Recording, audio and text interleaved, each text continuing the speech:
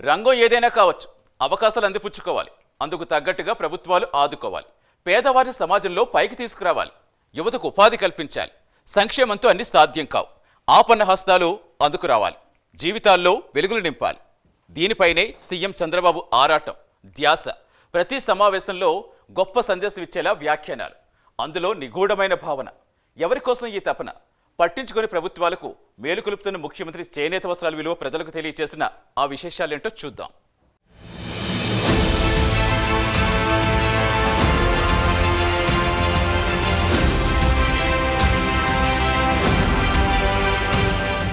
సమాజమే దేవాలయంగా చూడాలంటారు. ఎలా సాధ్యపడుతుంది?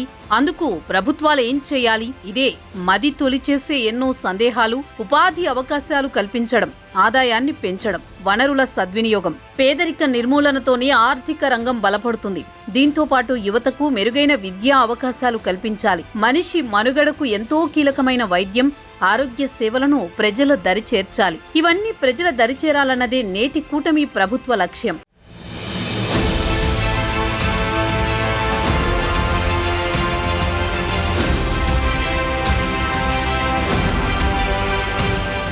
ఎన్నికల్లో వాగ్దానాలు ఇస్తూ ఉంటారు. ఈ క్రమంలో టీడీపీ, జనసేన, బీజేపీ కూటమి కూడా ప్రజలకు హామీలను, సూపర్ 6 వంటి హామీలను ఇచ్చింది.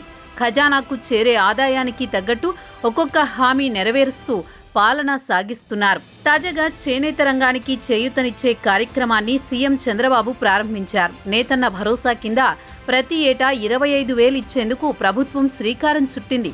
జాతీయ చేనేత దినోత్సవం సందర్భంగా ముఖ్యమంత్రి చేనేత కుటుంబాలకు గుడ్ న్యూస్ చెప్పారు.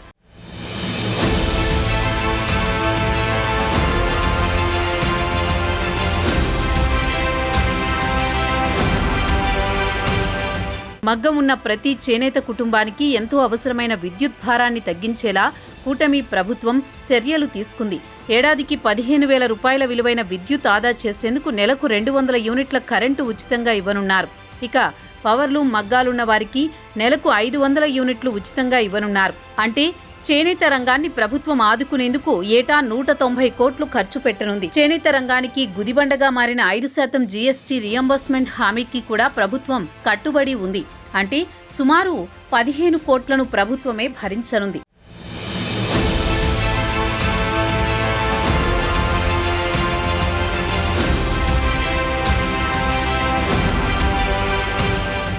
చేనేత రంగాన్ని ప్రోత్సహించడం అంటే కేవలం ఉపాధిని కాదు, మన సంస్కృతిని, పర్యావరణాన్ని, సమాజాన్ని కాపాడడం కూడా.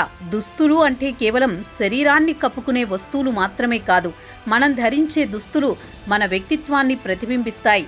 చేనేత రంగం వేలాది కుటుంబాలకు జీవనాధారం. రసాయన రహితంగా తయారవుతాయి. మన సంప్రదాయ కళలు, నూలు నెయ్యడం వంటి నైపుణ్యాలు చేనేత ద్వారా తరతరాలకు కొనసాగుతాయి.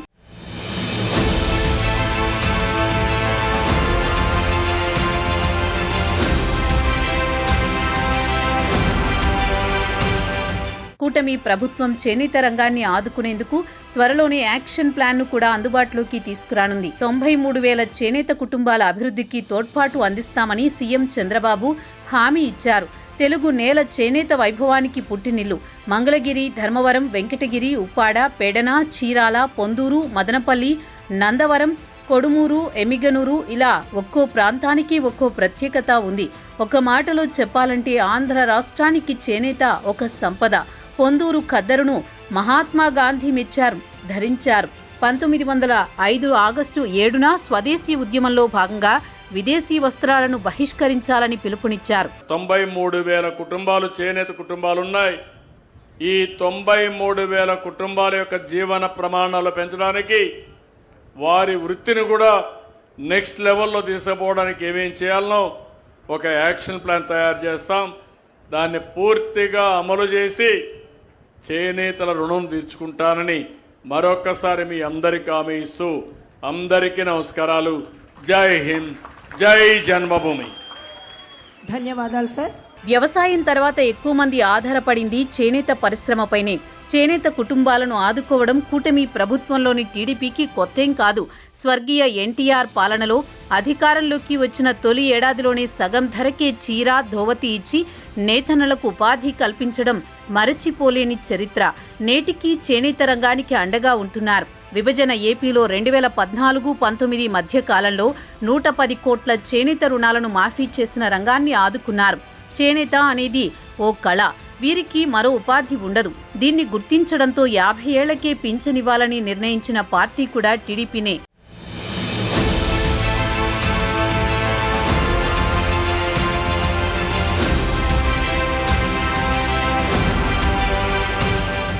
ఇటీవల కాలంలో చేనేత వస్త్రాలను బహుమతి రూపంలో ఇచ్చేందుకు మంత్రి లోకేష్ సిద్ధమయ్యారు.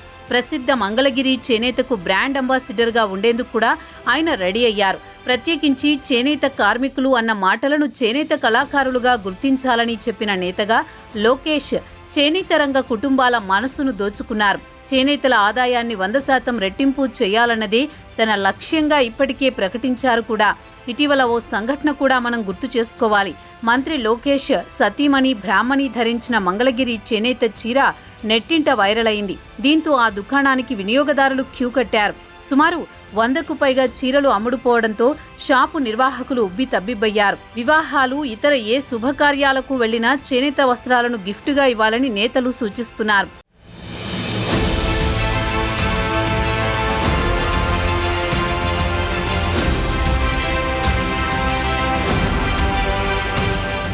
చేనేత రంగానికి తోడుగా ప్రభుత్వం నిలబడడంతో ఏడాదిలోపు సుమారు 1375 కోట్ల టర్నోవర్ సాధించారు. అంటే చేనేతల ఆదాయం 30% పెరిగింది. పోటీ ప్రపంచంలో మార్కెట్టుకు తగ్గట్టుగా నైపుణ్యాలు చేనేత రంగానికి అందించేందుకు ప్రభుత్వం రెడీ అయ్యింది. నూలుపోగు వడికే కార్మికుడి నుంచి వినియోగదారుడి వరకు అనుసంధానించే ఎకోసిస్టమ్ రూపొందించాలని ప్లాన్ చేస్తున్నారు. ఓపెన్ నెట్వర్క్ డిజిటల్ కామర్స్ కింద చేనేత ఉత్పత్తులను విస్తరించే ప్రణాళికకు శ్రీకారం చుడుతున్నారు. ఇప్పటికే 2000 చేనేత ఉత్పత్తులు ఇందులో రిజిస్టర్ అవ్వడం శుభసూచకమనే చెప్పాలి. అందరూ చేనేతల్ని కార్మికులు అంటారు, కానీ చేనేత సోదరులు పడుతున్న కష్టాలు నేరుగా నేను చూశాను. దారానికి రంగు ఎక్కించేదాని దగ్గర నుంచి మగ్గాల పైన చీరనేసే వరకు అహర్నిశలు శ్రమిస్తారు, కష్టపడతారు, అద్భుతమైన డిజైన్స్ తీసుకొస్తారు. అందుకే నేతలందరినీ నేను చేనేత కళాకారులని ఈ సభాముఖంగా పిలుస్తున్నాను. 2019లో 21 రోజుల ముందల తెలుగుదేశం పార్టీ అభ్యర్థిగా మీ ముందరకు వచ్చా. మంగళగిరి నియోజకవర్గంలో 5300 ఓట్లతో ఓడిపోయా. కానీ మంగళగిరి పట్టణం ఆనాడు నాకు 7000 ఓట్ల మెజారిటీ ఇచ్చింది. ఆనాడే నిర్ణయించాను, మా చేనేత సోదరులు నా సొంత కుటుంబ సభ్యులని. మీ ఆవేదన తెలుసుకున్న తర్వాతనే ప్రతిపక్షంలో ఉన్నప్పుడు 2022లో ఈ వీవర్సాల కూడా మేము ఏర్పాటు చేస్తాం జరిగింది. ఈరోజు డిజైన్లు కానివ్వండి, లేటెస్ట్ మగ్గాలు కానివ్వండి, తాత తెనేరాతో ఒప్పందం కుదుర్చుకుంటాం కానివ్వండి, మార్కెట్ లింకేజ్ కానివ్వండి, ఈ అన్నిటి ద్వారా ఈరోజు చేనేత సోదరులకి ఆదాయం 30% మేము పెంచాం. కానీ నేను ఆనందంగా లేను. నేను ఒక లక్ష్యం పెట్టుకున్నా. ఆ లక్ష్యం 100% ఆదాయం పెంచాలని, రెట్టింపు చేయాలని. సంక్షేమాన్ని ఇవ్వడం ఎంత ముఖ్యమో తద్వారా వారి జీవితాల్లో వెలుగులు తీసుకురావడం కూడా చాలా ఇంపార్టెంట్. ఇదే ఆలోచిస్తోంది చంద్రబాబు ప్రభుత్వం. వందలాది మందికి పనిచేసే అవకాశాలపై ప్రభుత్వం దృష్టి పెట్టింది. 74 కోట్లతో క్లస్టర్లు ఏర్పాటు చేయనున్నారు. అందుకు వెంకటగిరి, మంగళగిరి, ఉప్పాడ, శ్రీకాళహస్తి, రాజాం ప్రాంతాలను ఎన్నుకున్నారు. అంతర్జాతీయ ప్రమాణాలతో నిర్మిస్తున్న రాజధాని అమరావతిలో హ్యాండ్లూమ్ మ్యూజియం కూడా రూపుదిద్దుకోనుంది. ఆదరణ 3 పథకం కింద ఆధునిక మరమగ్గాలు ఇవ్వడం, నేత కార్మికులకు ఆధునిక ఉపకరణాలకు తోడు ముడి సరుకులు ఇప్పించి సొంతంగా నేసే విధంగా తోడ్పాటును అందించనున్నారు.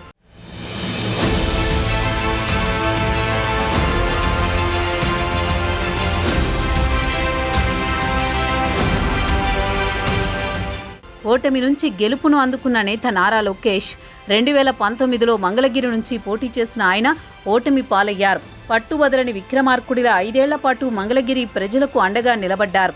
వ్యక్తిగతంగా, పార్టీ పరంగా ప్రజల కష్టాలు తీర్చేందుకు విశ్వ ప్రయత్నం చేశారు. 2024 ఎన్నికల్లో 91,000 మెజారిటీతో గెలవడం చరిత్రగా మారింది. దీంతో మంగళగిరి చేనేత కుటుంబాలకు అండగా 20 మగ్గాలతో ఇక్కడో వీవర్శాల పెట్టారు. 3,000 కుటుంబాలకు దుస్తులు పెట్టి పట్టాలు అందించారు. ఆదర్శ నియోజకవర్గంగా మంగళగిరి ఉండాలన్నది లోకేష్ సంకల్పం.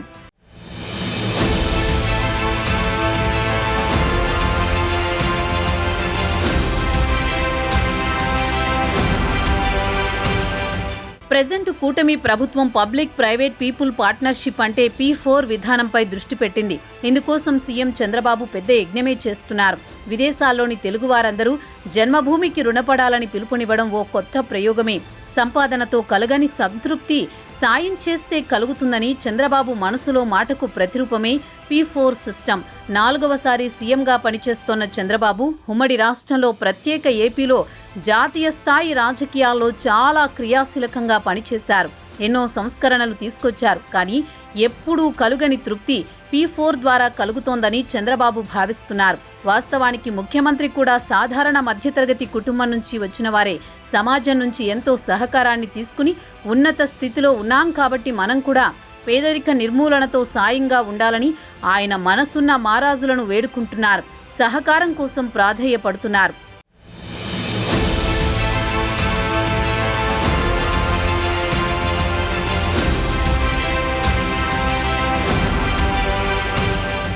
సాయం చేయనమని అడగడమే కాదు, తాను కూడా అందులో భాగస్వామిగా ఉంటానని సీఎం చంద్రబాబు జీరో పావర్టీ ప్రాలద్రోలేందుకు నడుం బిగించారు. తన స్వగ్రామ నియోజకవర్గమైన కుప్పంలో స్వయంగా 250 బంగారు కుటుంబాలను దత్తత తీసుకున్నారు. రాష్ట్ర వ్యాప్తంగా ఇప్పటి వరకు సుమారు 6 లక్షల మంది బంగారు కుటుంబాలు దత్తతగా తీసుకున్నారు.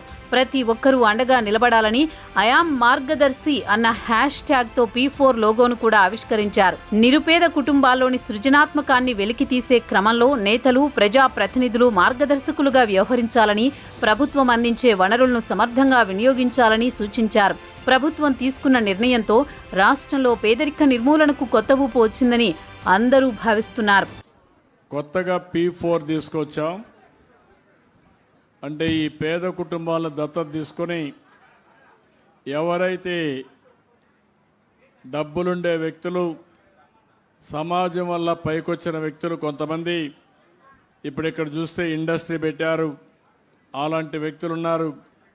వాళ్ళని అందరినీ కోరి మార్గదర్శకులుగా ఉండమని, అదే మరి ఏవైతే పేద కుటుంబాలు ఉన్నాయో ఆ కుటుంబాలని బంగారు కుటుంబాలుగా ఎంపిక చేస్తున్నాం. మార్గదర్శుల బాధ్యత ప్రభుత్వం ఇచ్చే కార్యక్రమాలన్నీ ఇస్తూనే అదనంగా వాళ్ళు కూడా ముందుకొచ్చి ఈ బంగారు కుటుంబాలను అన్ని విధాలా పైకి తేవడానికి ముందుకు పోతున్నారు. సమయాభావం వల్ల మాట్లాడించలేకపోయాం. కానీ ఈ యొక్క వినూత్నమైన కార్యక్రమం ఈరోజు సాయంత్రం అయితే రాష్ట్రంలో ఉండే పారిశ్రామికవేత్తలందరినీ పిలిపించి ఈ కార్యక్రమాన్ని ఏ విధంగా ముందుకు తీసుకుపోవడానికి ఆలోచిస్తున్నాం. ఆగస్టు 19వ తారీఖున సుమారు 15 లక్షల మందితో ఈ కార్యక్రమాన్ని లాంచ్ చేస్తాం. దీన్ని పర్యవేక్షించి ఈ రాష్ట్రంలో జీరో పావర్టీ 2029కి రావడం, ఆ తర్వాత ఆర్థిక అసమానతలు తగ్గించే దిశగా ముందుకు పోతామని చెప్పి తెలియజేసుకుంటూ ఇక్కడికి వచ్చిన మార్గదర్శుల్ని మనస్ఫూర్తిగా అభినందిస్తున్నా. స్ఫూర్తిని, నమ్మకాన్ని అందిస్తే ఎన్నో ఆపన్న హస్తాలు ప్రభుత్వాలకు అండగా నిలబడతాయి. ప్రకాశం జిల్లాకు చెందిన మోహన్ రెడ్డి అనే పారిశ్రామికవేత్త 729 కుటుంబాలను దత్తత తీసుకోవడం అభినందించదగ్గ విషయం. సౌదీ అరేబియా నుంచి వచ్చిన వారు సైతం 10 కుటుంబాలను దత్తత తీసుకుంటామని ముందుకొచ్చారు. ఇలా ఒకరు కాదు, ఇద్దరు కాదు, ఎందరో ఎన్ఆర్ఐలు ప్రభుత్వ పాఠశాలలను దత్తత తీసుకుంటున్నారు. పేదలకు అండగా నిలబడడంతో విద్యా ప్రమాణాలు పెరిగే ఛాన్స్ ఉంది. ఇదే కదా పేదరిక నిర్మూలనకు శ్రీకారం చుట్టడం అంటే.